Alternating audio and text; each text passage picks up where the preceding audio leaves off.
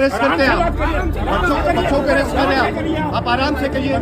तुम क्या आप बच्चों को अरेस्ट करेंगे आप? बच्चों को प्रोटेस्ट मिलेगा। हाँ, बच्चे सांस नहीं लेते क्या?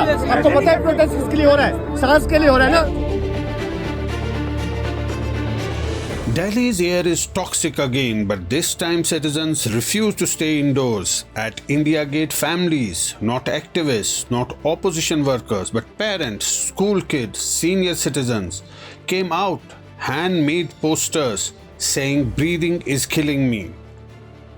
Delhi's AQI has hovered over 370 officially, which is very poor. And then there was this police crackdown. Police in riot gear moved in. Protesters, including children, were detained. Delhi police claims no permission for protests at India Gate. Activists call it an attack on basic democratic rights. We saw those visuals. What exactly happened? So it was a peaceful protest organized by citizens. It wasn't under any banner as such. And it was basically a sense of frustration that children and the mothers and fathers and the citizens of Delhi were actually facing with regard to, imagine, last 3 weeks, we have actually seen that how the government actually has been switching off the air quality monitors, and therefore citizens don't even know how polluted the air is, and then the other visuals of water sprinkling, so on and so forth. And it's not just in terms of information/news with regard to how polluted the air was that moved the citizens. It was their lungs asking them for breath. And therefore yesterday's protest largely was the call of people asking the government basic thing, that where is my fresh air? Why am I being forced to really breathe this terrible air? And it was a peaceful protest in democracy. This was completely right to life. It was not political at all. People were actually had just assembled in one of the lawns, which anyway had perhaps 20,000, 30,000 people, because India Gate and on a Sunday is really, really packed with ice cream sellers and everyone else. And suddenly the cops, within 20-25 minutes of this protest, so I was detained and many people were actually detained at around 5:30 p.m. within, say, 20-25 minutes of the protest, saying that, we are, causing harm to public order.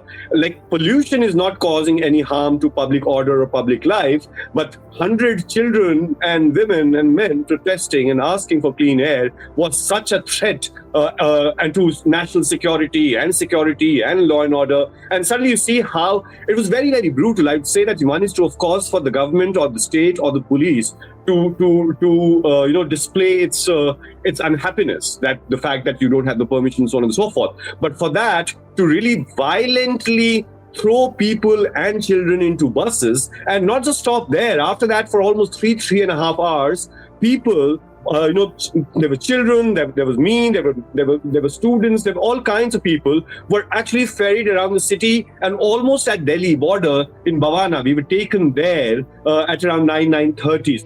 Environmentalists say 15 days of severe pollution, yet no decisive action, no emergency curbs, no shutdown, only optics like cloud seeding. Politics quickly enter the frame. Aam Aadmi Party says the government is manipulating data.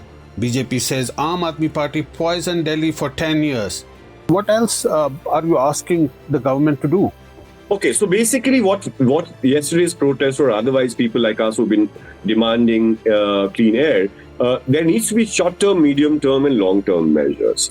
Delhi, for example, and when I talk about long-term measures, Delhi is polluted through the year. It's not as if, right now in the month of October and after, because of geographical and meteorological conditions, the situation becomes worse. And then, of course, there's Diwali, and there's Parali, and then there's winter, and so on and so forth that happens. But largely, if you look at the annual footprint and the cause, almost 40% of the pollution is because of vehicular movement. Now, vehicular movement largely is because of private vehicles, and the only way to solve it is to really make affordable, last mile, safe public transport. And public transport not just for Delhi, but also for Gurgaon, also for Noida, because we need to start treating this entire region as one rather than its political boundary. The air boundary doesn't of Delhi and Gurgaon doesn't stop at the toll naka, or after DND. It's not as if DND के बाद की हवा नोएडा से जो है इधर नहीं आती और इधर की हवा उधर नहीं जाती है. So there needs to be a collective airshed approach to this. Public transport needs, we almost have a 3,000 to 4,000 bus deficit.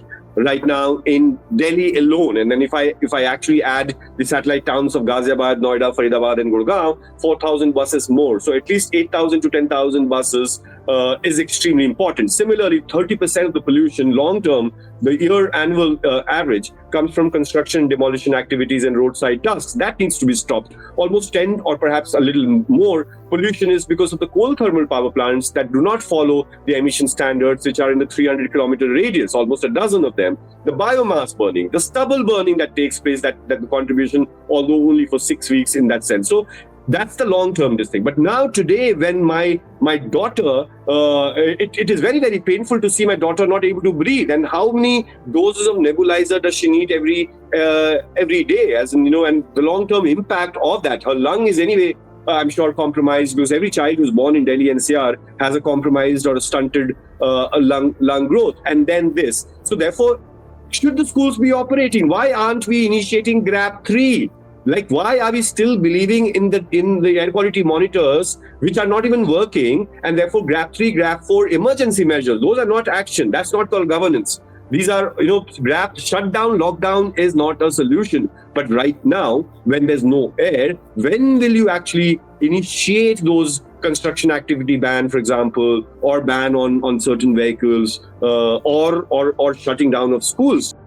But the people at India Gate weren't arguing politics.